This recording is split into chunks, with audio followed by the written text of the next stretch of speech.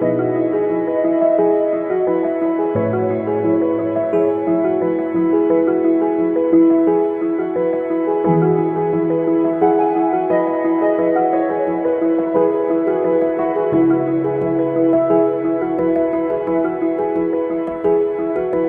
the first chapter, we're going to look at judgment. See, we all judge. It's just a natural thing. We assess and evaluate everything we experience, everything we see, everything that comes our way. We are a judging machine. Now, the problem with that is that most of the times we draw our judgment from our past experience. And so when we look at a situation, we tend to look at it and associate it with something that we already saw in the past. And in doing so, we tend to decide what to do based on our past rather than based on the situation at hand. So now the point is, how can we put some space in between the automatic judgment and the way we need to judge to be able to be effective in the specific situation? Now, the first chapter is about that, and you'll find a way to put some space and to be very effective in assessing and evaluating situations. Feedback is one of the most important mechanisms in nature. Animals use it very much to survive and to see where they are in relationship to their environment. It's a matter of life and death. And it's the same for relationships. In fact, feedback is what allows us to have a relationship with anybody or with any situation around us, because we draw out of the feedback how to move ahead.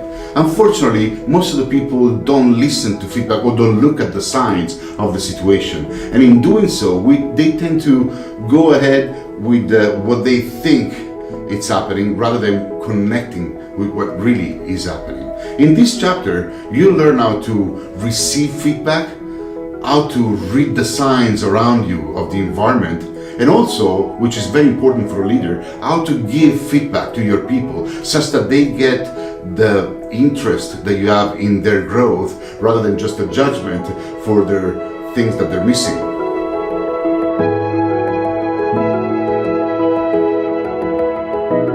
Reframing is an art. It's the ability to take the elements of a situation that we perceive as adverse or annoying and put them in such a way that the same situation becomes appealing. It is a very good tool for leaders that have to motivate people to do things that they would rather not do or that they resist to. There are three basic elements to do a reframe. The first is language, the second is lateral thinking, and the third is narrative. Through this chapter, you will learn how to use all three of them to take a situation to which people resist and make it appealing to them.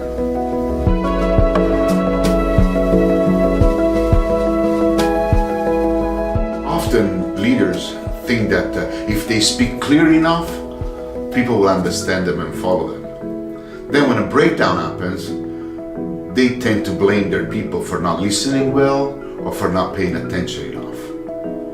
Responsible communication is about taking care of the impact of my communication rather than speaking clearly.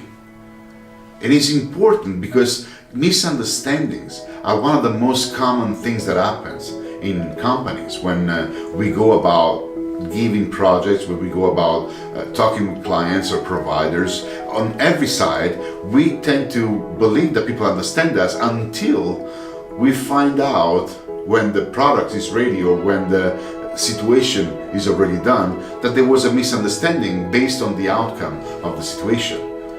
Now, this chapter is going to allow you to prevent any misunderstanding by taking responsibility of what people understand. And that's going to go much further.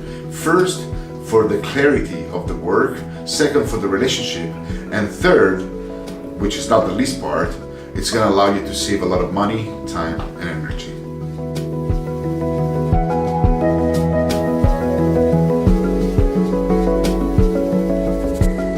To be able to integrate diversity in a company, it's important to create an inclusive culture.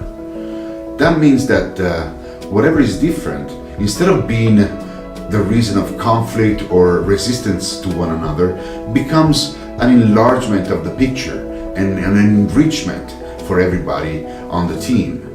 Sometimes though, the difficulty is to diffuse resistances and transform those into the energy that it's needed to cooperate amongst different people. Now the principle is very easy, because if we are all the same, we have the same approach, we come from the same background and the same perspective, the things we do are going to be limited to one perspective. But the ability to integrate different perspectives and different coming froms, it will enrich the project and it will make the solution an inclusive solution.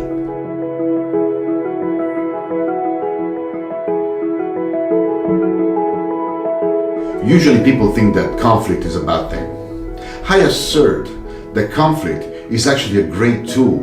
If you diffuse resistance and all the contrast, remains what's very essential to the relationship, the communication of the preference of each side. Now, the way we do that will in turn determine the strength and the longevity of the relationship. In this chapter, you will learn how to use conflict to draw value for both sides and come out with a version that satisfies both sides. And so conflict will become something you're going to look forward to be able to enlarge the horizon of the relationship altogether.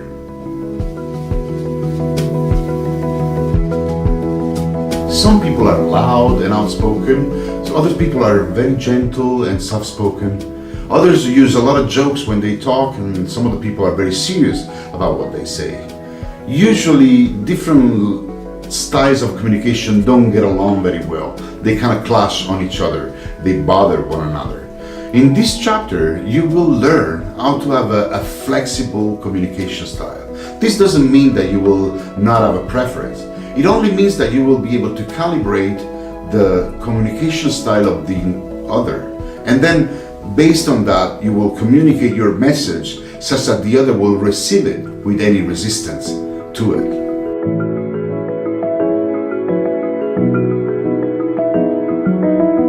It's generally understood that influence is a function of the role.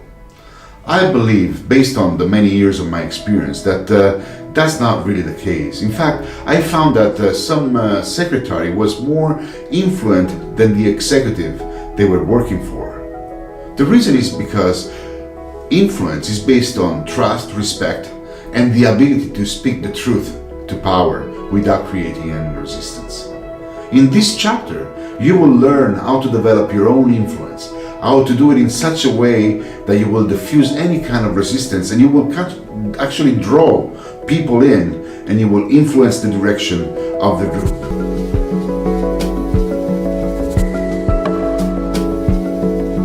At the end of the course, you will have the last video call with me.